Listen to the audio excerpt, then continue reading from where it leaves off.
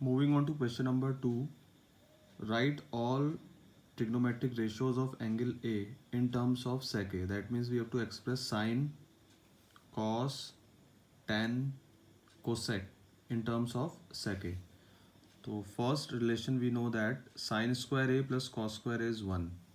So from here the value of sine square A is 1 minus cos square A. Sine A again can be written as under root of 1 minus cos square A. Now in place of cos square A, we can write 1 upon sec square A. Taking LCM, it will be sec square A minus 1 upon sec square A, whole under root.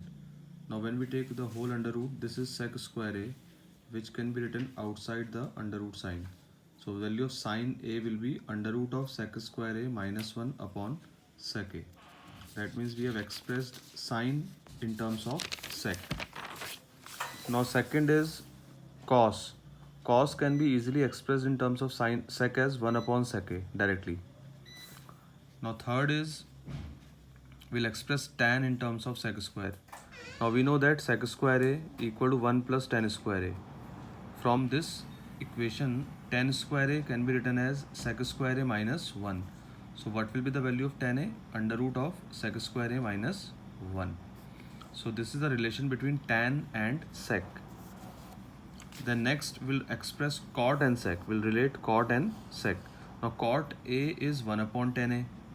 And the value of tan A just now we have taken out. It is under root of sec square A minus 1. So in place of tan A we can write under root of sec square A minus 1. Now last is cosec A in terms of sec A. Now what is cosec A? Cosec A is 1 upon sine A. Cosec A is 1 by sine A. Now the value of sine A we have already taken out in the first part. The value of sine A is under root of sec square A minus 1 whole upon sec A. So same value will substitute here. So when you substitute the value sec A under root of sec square A minus 1, so that sec A will go up. So this is our relation. This is a relation between cosec A and sec A. Now moving on to question number 3rd, you have to find the value of this expression. Sine square 63 plus sine square 27 upon cos square 17 cos square 73. Now if you see 63 and this is 27. So if you take this sum is 90 degree. That means these two are complementary angles. These two angles are also complementary. So here we'll make use of the complementary ratios result. So what I can write, sine square 63 as it is. Now in place of 27 degree, 27 can be written as 90 minus 63. Similarly cos square 17 as it is. Now this 73, can I write 90 minus 17? Now the formula is sine 90 minus theta is cos theta.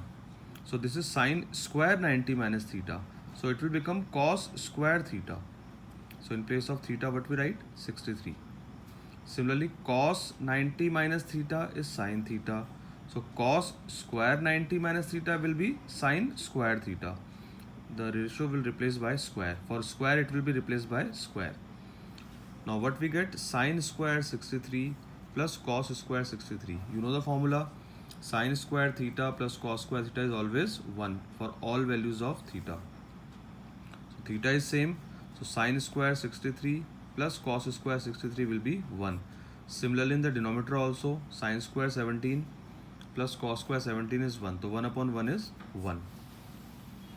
Now moving on to question number 3rd, second part. This is the expression, its value we have to find out.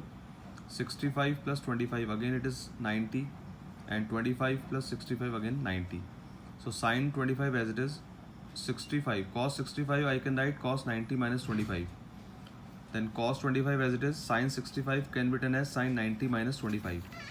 Now cos 90 minus 25 will be sine 25 and sine 90 minus 25 will be cos 25. So sine into sine, sine square 25, cos into cos, cos square 25. So sine square 25 plus cos square 25 is 1.